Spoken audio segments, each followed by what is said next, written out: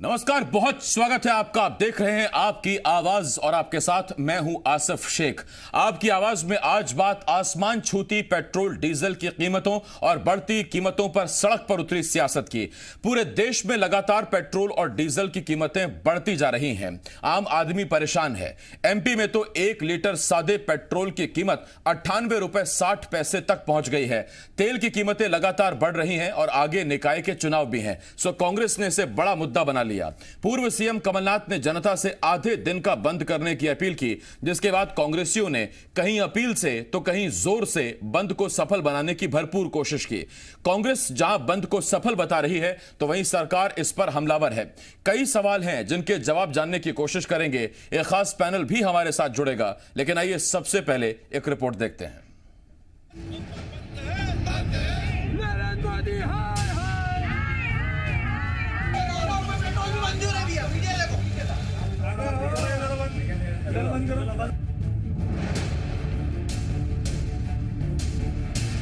कहीं अपील, कहीं जोर, कहीं झड़प, कहीं शोर।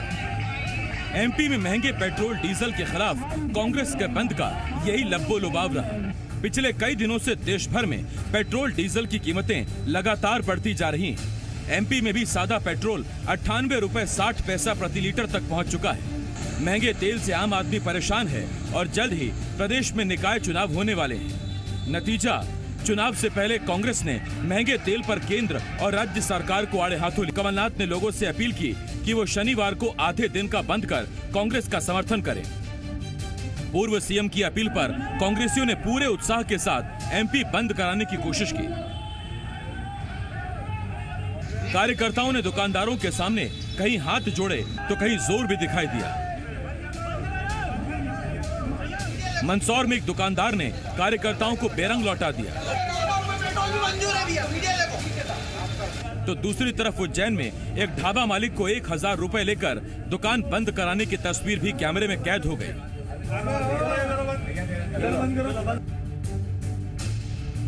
भोपाल में जबरन दुकानें बंद कराने को लेकर दुकानदारों और कांग्रेसियों में झड़प भी हुई, जिसके बाद पुलिस ने पूर्व मंत्री पीसी शर्मा के साथ साथ कई कार्यकर्ताओं को हिरासत में ले लिया।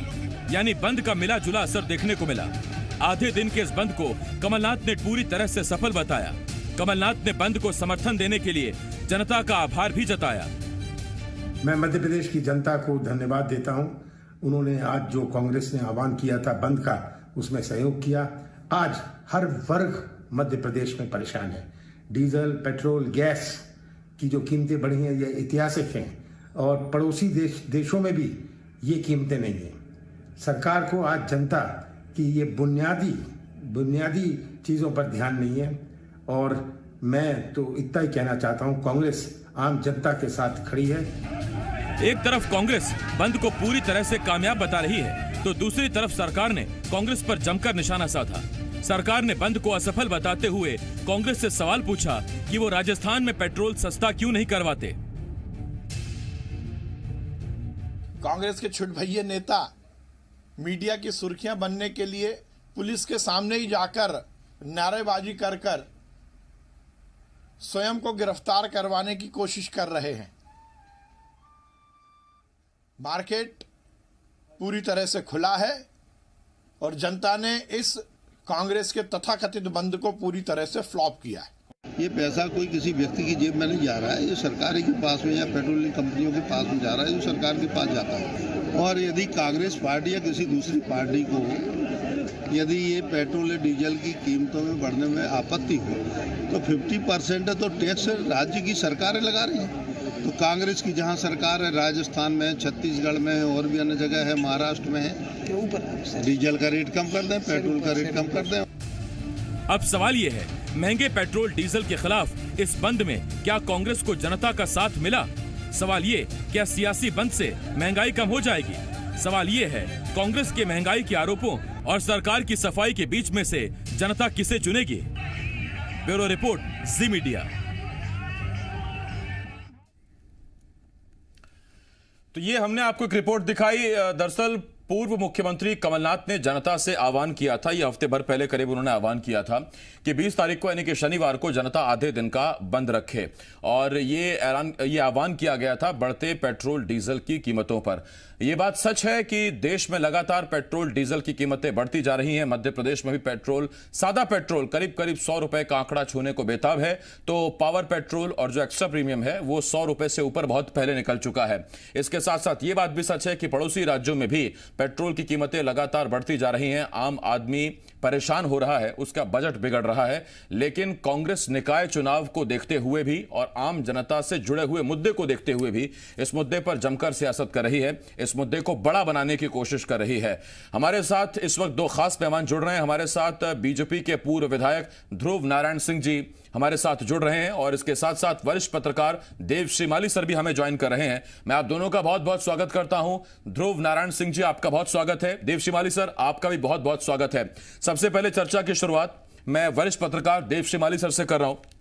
देव सर, पहला सवाल, विपक्ष वो चाहे बीजेपी हो चाहे कांग्रेस हो, जब भी विपक्ष में ये पार्टियां रही हैं, जाहिर बात है कि पेट्रोल डीजल का मुद्दा विपक्ष के लिए बहुत बड़ा हथियार रहा है। क्या बढ़ती पेट्रोल डीजल की कीमतों पर आज कांग्रेस जनता में एक नई अलख या सरकार के प्रति गुस्सा जगाने में कामयाब रही है या फिर नहीं? देखिए, मैं इसको दूसरे तरह से लेता हूं। राजनीतिक रूप से तो विपक्ष का काम है अपना कोशिश करना, लेकिन ये बात सही है कि पेट्रोल और डीजल की बढ़ती हुई कीमतें जनता को परेशान करती हैं। स्वयं प्रधानमंत्री जी जब प्रधानमंत्री नहीं थे, उनके तमाम सारे वीडियो भाषण उपलब्ध हैं। 2 रुपए की वृद्धि पर उन्होंने क्या कहा था। और कोई भी व्यक्ति हो, राजनीतिक दल के लोग भी अंदर से जानते हैं कि ये खराब बात है। जिस तरह से मध्यम वर्ग पर दबाव पड़ रहा है और ख़ास तौर पर पेट्रोकेमिकल्स के जो पदार्थ हैं उनकी वृद्धि के बहुत सारे मायने निकलते हैं, क्योंकि उसमें डायरेक्ट से ज़्यादा इनडायरेक्ट असर पड़ते हैं। जो डीजल पर कीमत बढ़ी है उसका खामियाजा जो है हर जिन्स पर पड़ता है, क्योंकि ट्रांसपोर्टेशन महंगा होता है तो उससे चीज़ें महंगी हो जाती हैं। और पेट्रोल का सबसे ज़्यादा जो असर है वो मध्यम वर्ग पर पड़ता है, जिनका पूरा बजट गड़बड़ा जाता है। तो विपक्ष का काम है कि जनता की आवाज़ या जो समस्या है उसको उठाए। बात असफलता और सफलता के पैमाने अलग अलग होते हैं, दोनों अलग अलग तरीके से कहते हैं, लेकिन ये बात सही है कि कितना सफल रहा कितना असफल रहा ये मायने नहीं रखता। लेकिन हाँ, जनता निश्चित तौर पर इससे परेशान है और मुझे लगता है कि सरकारों को इस पर गंभीरतापूर्वक विचार करना चाहिए और करेंगी भी, जनता विचार करेगी। इसे राजनीतिक नज़रिए की जगह एक सामूहिक नज़रिए में देखना चाहिए, क्योंकि कांग्रेस अगर मध्य प्रदेश में बंद का आह्वान कर रही है तो वो मध्य प्रदेश की कांग्रेस है, मध्य प्रदेश की जनता का ही करेगी। मध्य प्रदेश के नेताओं को मध्य प्रदेश के संदर्भ में बात करनी चाहिए, ना कि दूसरे राज्यों के संदर्भ में। अब अगर ये राजनीतिक अगर इशू होता तो उत्तर प्रदेश में जो मध्य प्रदेश से बिल्कुल लगा है, 5 से लेकर 7 रुपए सस्ता डीजल पेट्रोल मिल रहा है, वो भी केंद्र सरकार भी उनकी है, स्टेट गवर्नमेंट भी उनकी है। तो निश्चित तौर पर कहीं ना कहीं मिसमैनेजमेंट तो है ही सरकारों का। अगर मुझे लगता है भारतीय जनता पार्टी या सरकार इस मामले पर कोई एक कम्युनिकेटिव नीति बनाए कि भाई कितना टैक्स लगाया जाना चाहिए, तो इस समस्या का समाधान होगा। इसे राजनीतिक नजरिए से नहीं देखना चाहिए। ठीक, मैं देव सर लौट रहा हूं आपके पास। ध्रुव नारायण सिंह जी, मैं आपके पास आ रहा हूं। 1 rank 1 pension, 1 nation 1 ration card, 1 nation 1 election, हर चीजों में जब एक चीज तो फिर 1 नेशन 1 जीएसटी क्यों नहीं? क्यों अब तक पेट्रोल डीजल को जीएसटी के दायरे से बाहर रखा गया? क्या केवल इसलिए कि 30 रुपए का बेस प्राइस वाला पेट्रोल अगर जीएसटी में आ गया और आपने हाईएस्ट स्लैब 28% में भी दे दिया, तब भी 39 रुपए लीटर मिलेगा लोगों को पेट्रोल?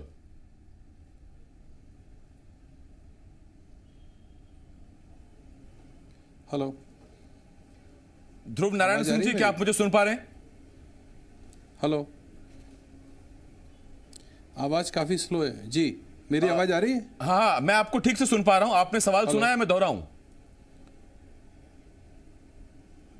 जी दोहरा दीजिए। जी, मेरा सवाल ध्रुव नारायण सिंह जी ये है, दोहरा दीजिए। 1 rank 1 pension, 1 nation 1 election, 1 nation 1 ration card, सब कुछ जब एक समान, तो फिर जीएसटी के दायरे में पेट्रोल डीजल को क्यों नहीं लाते सर? आप 28% लगा दीजिए, जो लग्जरियस टैक्स माना जाता है। 28% लगने के बाद भी 30 रुपए के बेस प्राइस वाला पेट्रोल जनता को 40 रुपए में मिल जाएगा सर। देखिए, इसके लिए सारे राज्यों को तैयार होना पड़ेगा। देश के सारे राज्य तैयार नहीं है इस बात के लिए। तो जब सारे राज्य तैयार होंगे तभी तो ये लागू किया जा सकता है। केंद्र सरकार तैयार है, लेकिन जो राज्य जहां बीजेपी की सरकार नहीं भी है वो भी तैयार नहीं है जीएसटी को लगाने के लिए पेट्रोल डीजल पे। क्या मध्य प्रदेश की शिवराज सरकार तैयार है पेट्रोलियम को जीएसटी में लाने के लिए? हाँ, अगर सारी सरकार प्रदेश की तैयार होंगी तो नेचुरली फिर ये बीजेपी तो कमिटेड है करने के लिए, बीजेपी की सारी सरकार तैयार होंगी। आप लेकिन सवाल ये है कि पहले पूरे देश की सरकारें तो तैयार हो इस बात के लिए।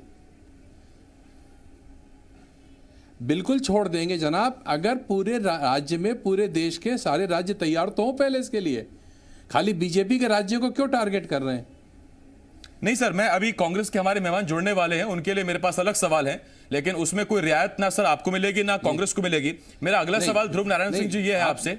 नहीं, मुझे कोई रियायत नहीं चाहिए आपसे। जी जी जी जी, सर मेरा हर रियायत, किसी रियायत की उम्मीद नहीं कर रहा हूं। आप तो बिल्कुल बिल्कुल सर, बिल्कुल ये बहुत जरूरी है कि मैं सवाल पूछूं, आप सर जवाब दें। अभी आपकी पार्टी की सरकार है।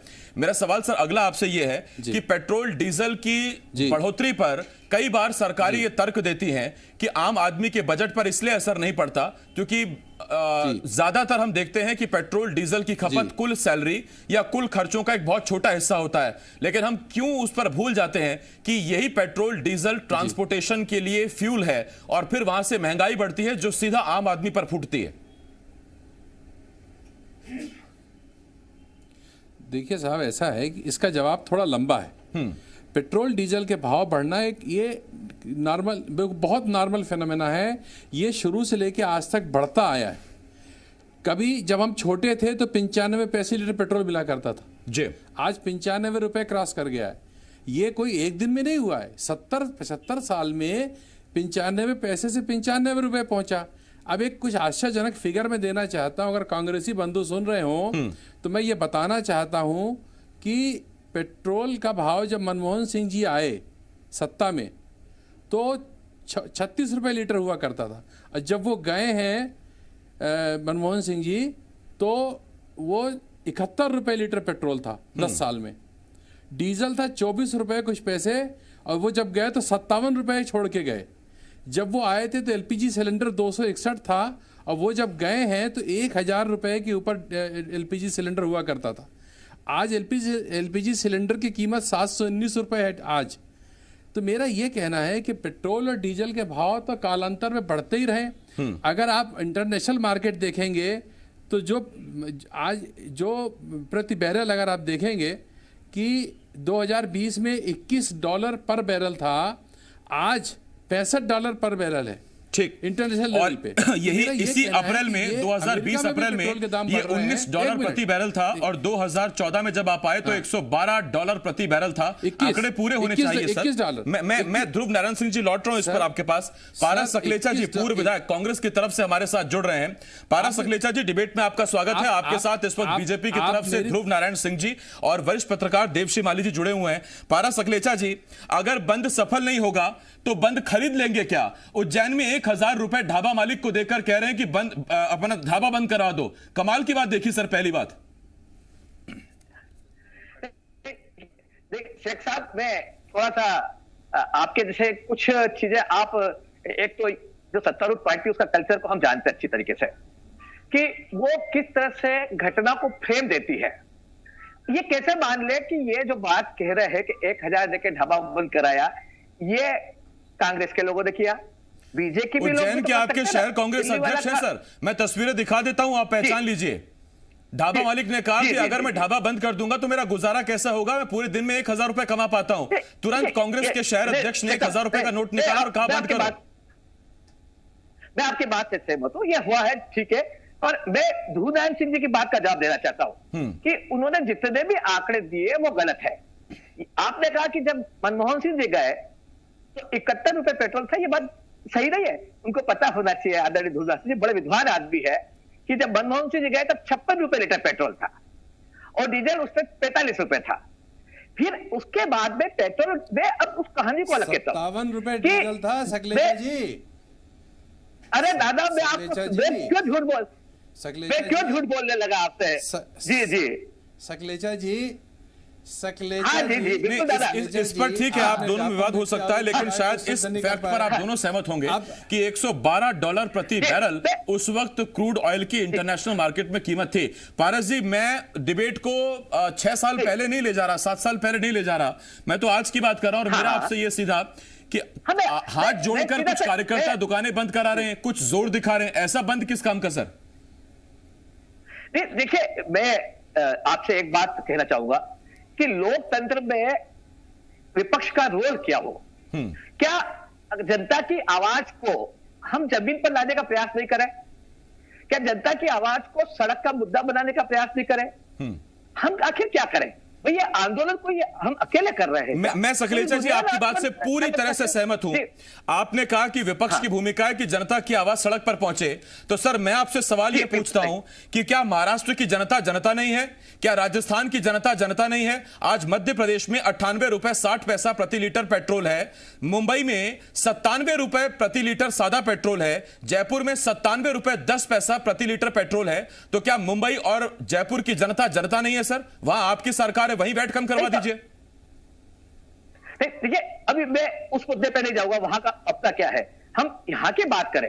भाई यहां तो ये शिवराज सरकार अभी जो यहां पर है, इसने तो प्रॉमिस किया था ना, क्या महंगाई कम करेंगे, हम जनता को सस्ता सामान देंगे, हम जनता को जीने का अधिकार देंगे और इनकम 2 गुना करेंगे। ये तो प्रॉमिस किया था ना कृषि के आय का।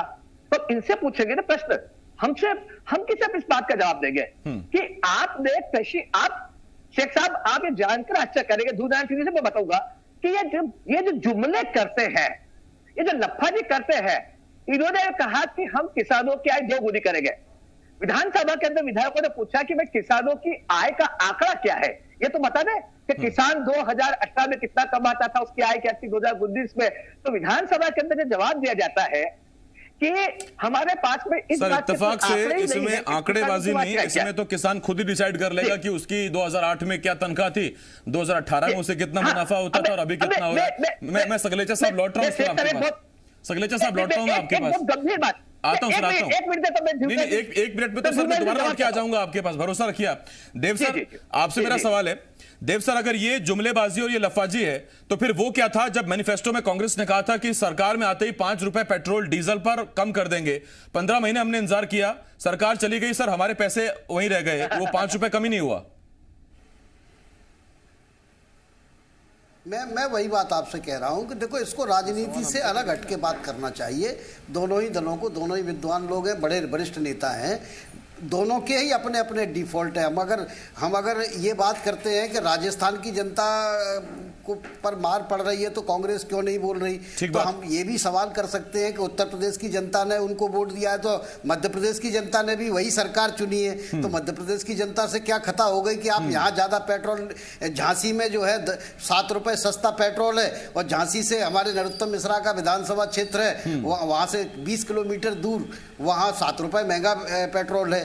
तो बात राजनीति की नहीं है। मैं पहले भी ये कह रहा हूँ, पूरे देश के लोगों को बैठ के, विभिन्न दलों के लोगों को बैठ के इस पर कोई एक एकात्म नीति बनाना चाहिए। सर यही तो असली सवाल है। आप कह रहे हैं कि सभी राजनीतिक दलों को बैठ के, मैं आपसे पूछ रहा हूं इस मामले पर कोई बैठना चाह रहा है सर?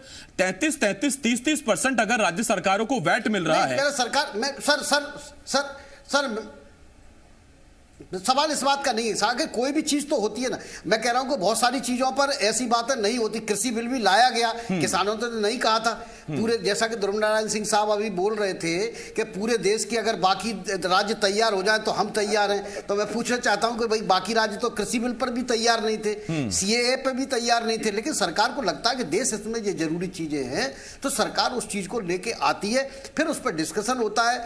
अभी सरकार तो लेके आए, कहे नहीं भैया ये 28% से ज्यादा हम टैक्स नहीं लगने देंगे किसी भी चीज पे, क्योंकि आखिर कम जनता की सरकार। बिल्कुल वाजिब बात कही आपने देव सर, इसका जवाब मैं ले लूं ध्रुव नारायण सिंह साहब से। लाएंगे तो सर राज्य सरकार क्या करेगी? बिल्कुल ठीक बात कही आपने ध्रुव नारायण सिंह साहब। हाल में मुझे प्रधानमंत्री का एक भाषण याद आया जिसमें उनसे सदन में पूछा गया कि आपसे हमने कृषि बिल मांगा था क्या, तो उन्होंने कहा कि देश में मोदी सरकार ने, हमारी सरकार ने जितनी चीजें दी हैं वो किसी ने मांगी नहीं थी। आज देश मांग रहा है कि आप जीएसटी के अंडर लेकर आइए, और आप तो सर सक्षम भी हैं, आपने पहले भी कर दिखाया है, इस बार भी कर दीजिए। फिर राज्यों की सहमति, आवश्यकता क्यों है आपकी? राज्यों की सहमति आप मांग रहे हैं, जनता की सहमति आपके साथ है, आप लाइए तो सही। देखिए, ऐसा है कि राज्यों की सहमति इसमें जरूरी है, मैंडेटरी है। ऐसा नहीं है कि वो इसके अगर केंद्र इसको करेगा तो वो मानेंगे, उनकी भी सहमति चाहिए। उन्होंने सबसे कहा कोई राज्य तैयार ही नहीं है, तो जब कोई तैयार नहीं है तो कैसे लागू हो सकता है साहब? ये पहली बात।